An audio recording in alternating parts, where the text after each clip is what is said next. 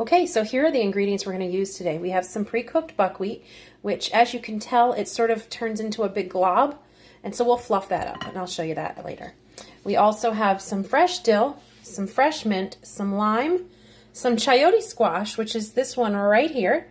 This one here is a really neat vegetable, and if you're not familiar with it, I do actually have another video on chayote squash, chayote 2 ways, on my channel, so go ahead and check that out. And then I'm supposed to use purple onions, but I don't have them, so I'm going to use these shallots right here.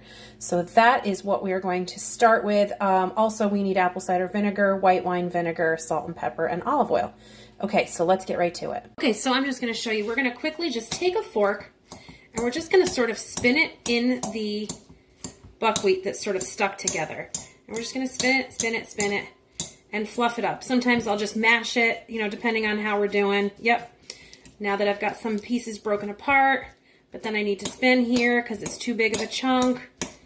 So it's very simple to do this. Doesn't take much time. So you can have your buckwheat cooked ahead of time and have it in the fridge ready to go for, you know, any number of dishes that you might want to use it for. So here we go. Here's a piece I missed. We'll just get that. And you can see that it's fluffing up really nice. And then once we add the other ingredients, we are going to be able to see this even separate a little bit more and be, you know, like a salad, like a rice salad almost. So I'll keep doing this and we'll come back in just a minute. Okay, we are back, and I have the chopped dill, the chopped mint, and then I diced up the chayote squash. It's just a white flesh inside, and the shallots are here. And now we're going to make the dressing.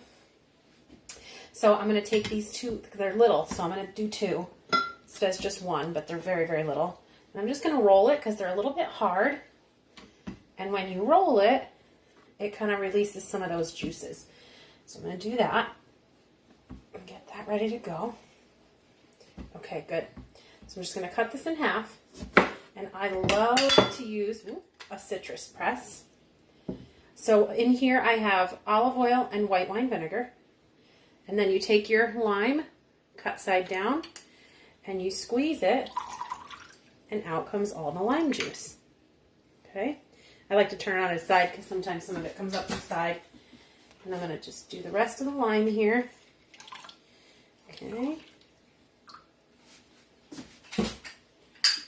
This last one, that'll be good to go. What I love about the citrus press is that it holds back the seeds and it helps you to squeeze out instead of having to use. Now there's a place for a juicer, you know, the kind that you use to spin your fruit on. But this is great when you just want to get as much out. It kind of flips it inside out. That one didn't have a lot of juice, so I'm glad I used both. Okay. All right, and then we'll put a little salt and pepper.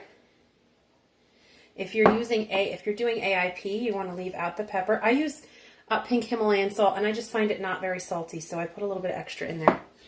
And then we'll get our little mini whisk, and we'll whisk this little guy up. You'll find that I am a Pampered Chef fanatic. So my cutting board, my knife, my whisk, and my citrus press are all Pampered Chef. Okay, and then we'll take this and we'll dump it over the top. I also love Pyrex, by the way. I love their old glass stuff. I prefer glass. I feel like the things that are greasy don't get all stuck in there like they do on plastic. Plus, glass is just so much better for you. And Pyrex is actually made in Corning, New York, which is where most of my family is from, at the Corning Glass Works, the Corning Glass Factory, or whatever it's called. I don't even know. So anyway, you're just mixing this all together. This, like I said, this can be, you can use this and use it as fried rice. Maybe you can't have rice. And this is not a grain. So if you're someone that can't have grains, you can eat this.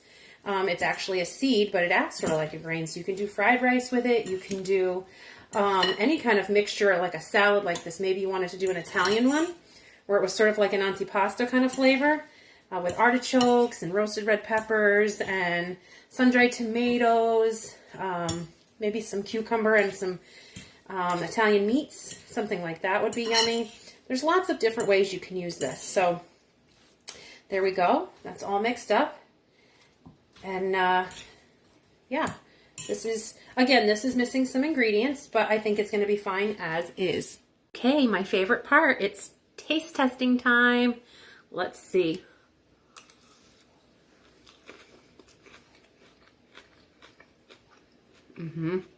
That's good.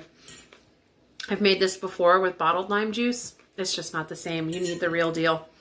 That was very yummy. Although I will say, there was a piece of dill there that I didn't cut up very well. I was like, hello. Let's try one more. That's good. You're going to enjoy that.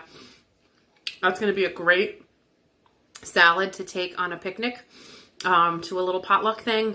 It's cold, so you can take it anywhere. You can send it in your lunch. Things where you know, it's hot outside and you just want something light and refreshing. This is going to be a great choice. So anyway, hopefully you enjoyed this recipe. If you are getting value from these videos, I would love it if you could hit the like button for me.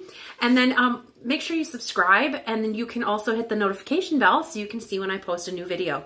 So yeah, that would be awesome. I would love to have you along with the journey, and we will talk soon. See you on the next video.